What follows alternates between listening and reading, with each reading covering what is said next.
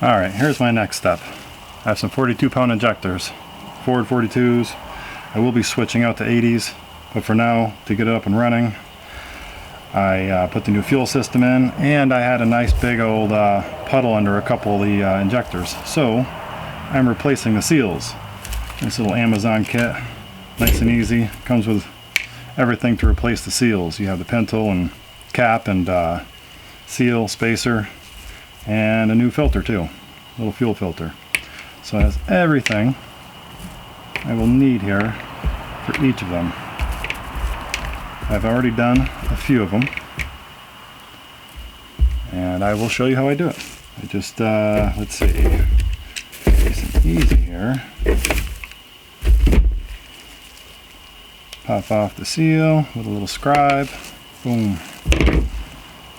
Let's see, cut the cap off because these caps are hard as can be. You can't just pop them off, you have to cut. Oh no, it came off easy. Nice and cracked. Alright, there's the cap. Boom. Pair of dikes. Seal. Spacer. And you have your little fuel filter. I use a little screw. Pull it out of this guy. And pull the screw out of this one. Didn't have it quite set up yet. Alright, so I'll just grab a little screw. Let's get this into here. We'll pull this filter out. Screw it in a little ways until it's going to grab enough. Give it a little work in here. There it comes. There it is.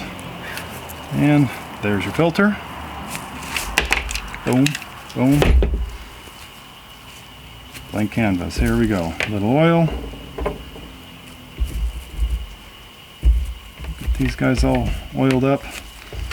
I'll put the new filter in. Nice and easy. Tap soft. It seems to be brass. Until it's flush. No marks. All good. Put a seal on the back. Nice and oiled up, slippery little sucker. Boom. Spacer. Seal. And pintle cap. Man, these things are slick.